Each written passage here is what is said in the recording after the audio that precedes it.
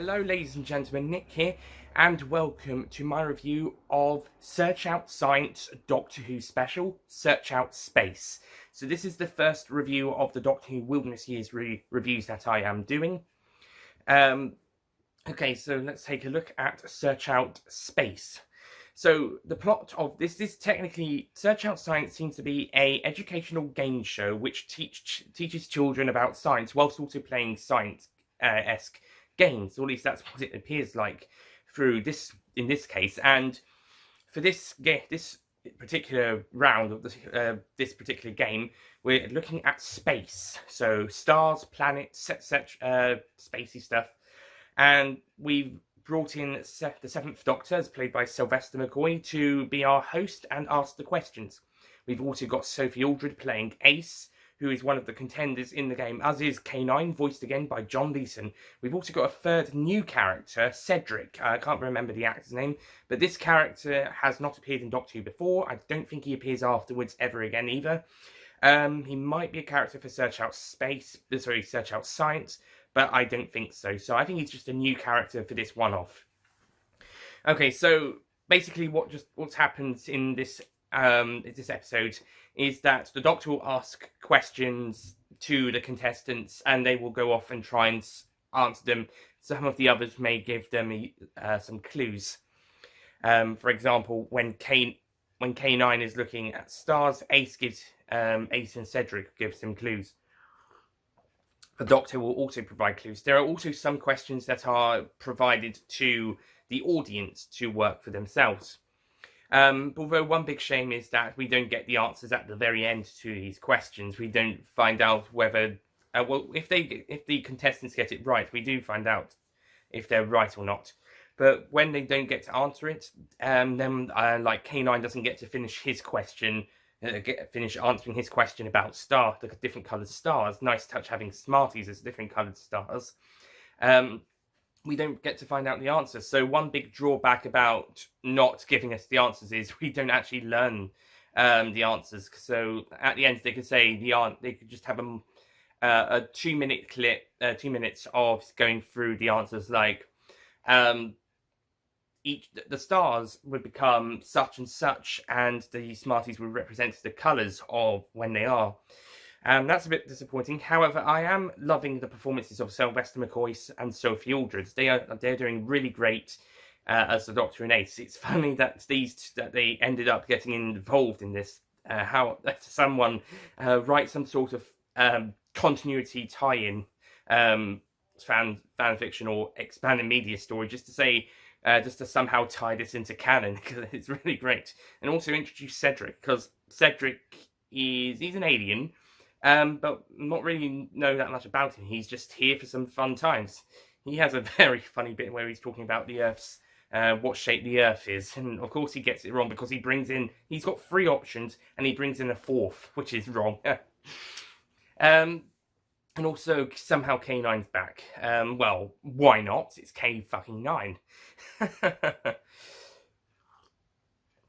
But yeah, it's a good fun 20 minutes. It's nice and short. There's some questions. My only real complaint is that we don't actually find out all the answers. And yeah, some of them you could go out and work out for yourself. But maybe that's the ones that are the questions directed at the audience themselves. Maybe they're the ones that you should go out and search for. But the ones that the contestants don't get to finish answering, like that star one, that we should have some sort of recap.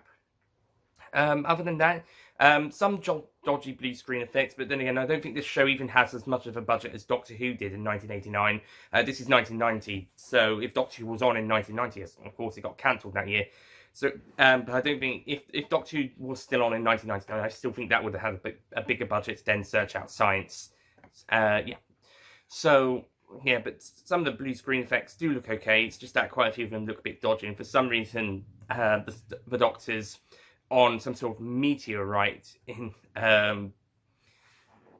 he's flying across space in a meteorite. Weird.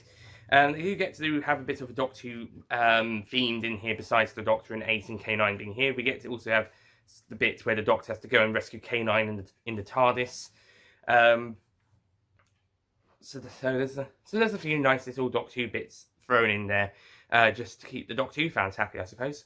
So on the whole, Search Out Science is very good. I don't think it's particularly amazing, but I think it's a nice little game show for teaching children and people about just people in general, I suppose, about science and space. It's just a shame that they don't reveal everything by the end. So I'm going to be giving Search Out Science, Search Out Space a 8 out of 10.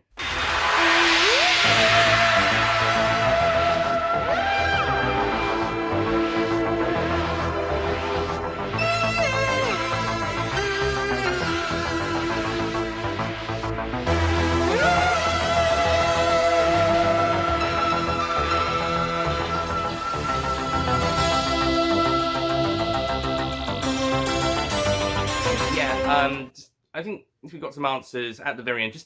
We don't have to have answers for everything, but the stuff they talked about here, maybe not so much. Maybe not the stuff directed at the audience, if the intention was for them to go and find out themselves.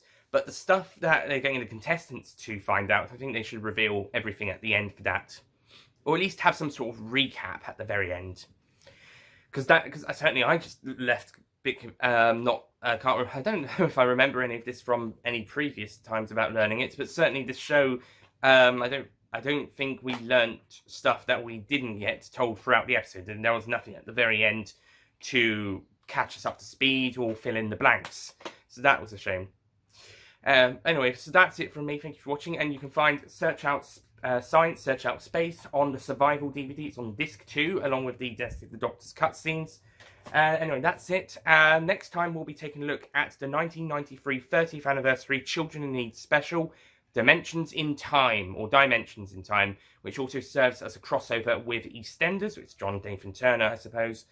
He did want to go and produce that afterwards, and also it's broadcast as part of Noel's House Party. So we've got technically 3 crossovers, although only 2 of them appear in the actual episodes. Anyway, I'll see you guys for Dimensions in Time. Goodbye.